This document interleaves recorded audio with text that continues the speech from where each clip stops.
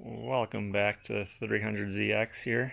So, after our recent trip to Brainerd Raceway to do some laps and have some fun, I noticed on the way home it felt quite a bit louder than normal.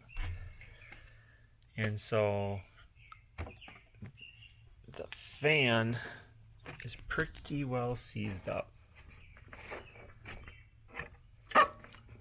You can see that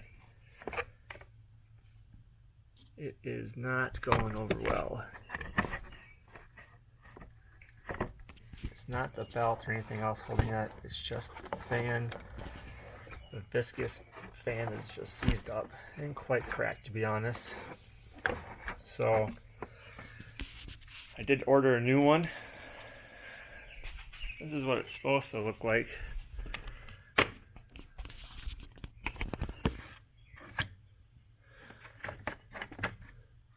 Pretty easily goes there. And then the brand new one. Here's the fan clutch itself. OEM Nissan. It's a twin turbo variant, as it has a little yellow dot there. From what I know, it basically is just more heavy duty in the sense that it the clutch engages stronger with the torque, I suppose. And supposedly it sticks out towards the radiator a smidge more. I'm not sure if that's true or not, but I did see it in the forums and I was looking it up. And then a new fan. There's a part number for you to go on as well. Now I might actually put both of these on the TT, even though the fan in there is pretty new. The fan clutch is old. And put the used TT parts back on the NA since it's not as performance oriented, and that'll be good enough for that one. But that's that. I'll let you know how it goes. Should be pretty easy. So for this job, to remove the fan clutch and fan, you're going to need a 10mm. Might be a actual socket for a wrench and a nice magnet.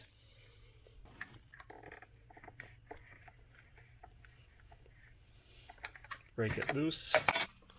Let me see, it's gonna fall.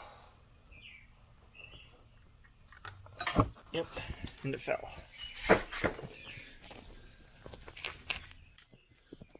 But we found it.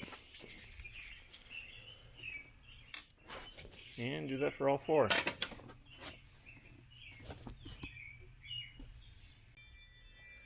So I got the two already off. I have the third one loosened, but I couldn't quite get it with my fingers enough to get it off. Still a bit tight. I'm going to have to rotate the crank, which should be a 27mm socket. Make sure you don't have it in gear, just in case if it's, put in neutral. And yeah, should be pretty easy to rotate that up and get the other two off. All right. Under the car, not a lot of room.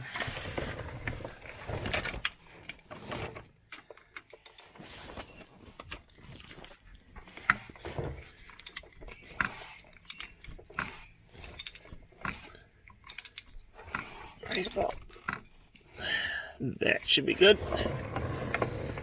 Let's go back to the top. See where they're at. Perfect. Kind of on the right side there is a lot easier than the left. I should say the left side, since it's the left side of the car. Alright, get my 10mm wrench back out and get them off. Well, it's always something. I pulled one of the studs out trying to get the nut off there, so I have to make sure I put that back in properly. If there's a torque spec for it, maybe some thread locker if I need some. And yeah, but fun 30-year-old cars. Should be loose now. Should be. And we'll see if it comes off. And there is the old fan off the TT. As you can see, I put some WD-40 behind it. It was kind of stuck. What I had to do was take a long flathead screwdriver and just kind of lightly tap with a rubber mallet to try and get it to break loose after letting WD-40 sit on it for a while. I did mar the edges a little bit. I went back and sanded it quick to make it nice and smooth, make sure it's no corrosion behind there. Anything else can make it sit on level. The water pump pulley itself looks pretty good. Don't think that took as much damage. I do have some one loose stud there, 2 loose studs there, plus the one that came out. So that is a bit concerning. I gotta figure out how I can tighten that up properly. Not quite sure if I can just bolt it back up and that'll hold it. I'll probably do a smidge of Loctite just to make sure. I'm gonna look it up first and see what they say. But for now, this one's gonna go in the NA car, which is completely seized up and has a bad fan as well. It's starting to crack quite a bit. And I'll put the new TT fan clutch and fan on the actual TT, since it's probably more of the performance one anyway. So, but that's for now. I gotta get that one up in the air to do it. It comes out pretty easily from the bottom. Gotta remove the bottom radiator fan shroud, but the top can stay on obviously, and the bottom one just clips on. So super easy. Move the hose over the way, you should be good to go. NA fan, TT fan, and it looks like they sit at about the same height.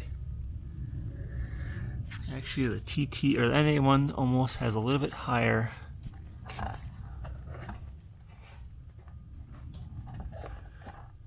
Of an angle. However, this fan is the CZP aftermarket option. It's a little bit cheaper than the OEM option. So that could be why it sits slightly different as well. But this is going to go on the NA now, and that'll go on the new one will go on the TT here. I don't know why I do this to myself. I think once would have been plenty, but here we are. So I got 3 of the 4 on. Last one's about to go on. It's pretty tight. It's harder to get them back on than it is to get them off. I had to take my glove off to do it.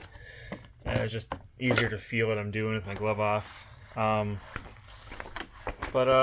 Yeah, it goes back on. The new clutch, fan clutch, did not sit quite as nicely as the last one did. Probably just slightly warped, either or. And so I had to do one at a time and turn it a little bit to try and get them all on. But now that they're on, I can start torquing them down with this last one here and get them to sit nice and tight as they should. Now, I didn't put any Loctite on these. I was considering it, but I don't know if you really need to. I'll just get them nice and snug and, go a quarter turn pass or something. You can call it a day. Maybe check on it once and see if it's ever looking bad, but for the most part, should be good to go. And then I got to put the other one back on that car. Don't know why I did that again, but here we are. Why not? So anyways, I'll let you know when it's finished and let you know how it went. So I did check torque specs. It's like 4 to 7 foot-pounds. Unfortunately, none of my small torque wrenches can get in there, so I just kind of snugged them up best I could. I did put some oil marker on them just to make sure if I can check them to know where they're at without having to touch them.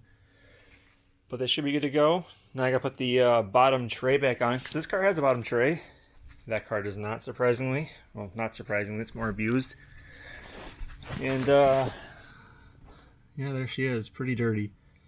I do have a power steering leak coming from somewhere around this power steering pump. I noticed when I was down there, it's pretty bad. I have been topping it off, but it's much wetter than I thought it would be down there. So that should probably get sealed or fixed somehow. Just does not look like a fun job. Nope, nope, nope. Also needs front belts. And probably needs a timing belt at that case as well. So should all be done at one time. But we'll see soon. Well, when I was down there, I realized my coolant sounded a little empty by squeezing on the coolant hoses at the bottom, moving it around out of the way. So I'm also topping that off here while I have a chance to remember about it. So far so good. Sounds a little quieter than it was. And once we burp the coolant here, or bleed the coolant, we shall see. Take it for a little drive and see how it does, but I'm excited. Got the bottom back on.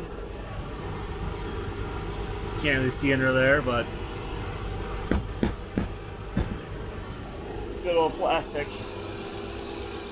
Unlike this car. So this is actually a 96 with 128,000 miles. This is a 96 with like 114,000 miles. But the TT was definitely much more abused if the yellow vacuum hoses don't give it away. Whereas this was a one owner California car, so it's super easy to work on. Everything comes off as it should. It's enjoyable. I don't mind it. A little greasy from the power steering pump, but not bad. Whereas this, two studs came loose, one stud came out. It had the wrong nuts on there. It had bolts instead of nuts with washers. And yeah, one way to tell it's 96 is the yellow decal on the relay cluster there, the relay pod. Same with that. So all I had was just pre-mixed 50/50 stuff.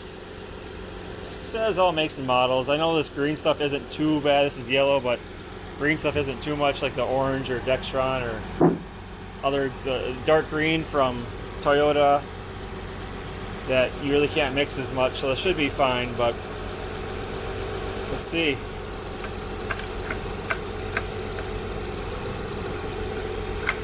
Not feeling too bad. A little bit did go in there when I first poured it in, but we'll let it burp, see how it goes.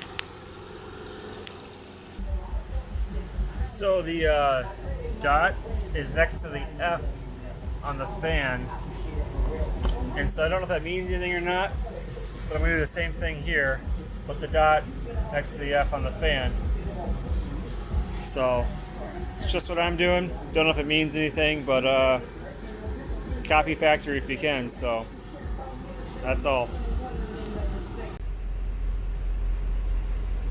So when bleeding your coolant system, you want to have your heat on high.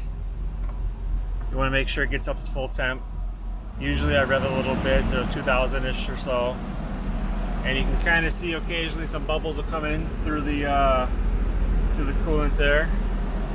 And once they kind of stop coming for a while, you know, you don't see any bubbles, it's full temp, it's idling, it's full heat. You can go ahead and turn it all off and it should be good to go. But it's also nice to have it up at an angle like that, so your highest point is the coolant at the end. And because I'm on stands right now, it's up extra nice and high, so hopefully that helps a little bit. So yeah, coolant is topped off. New coolant fan, new clutch fan, or fan clutch, and we are good.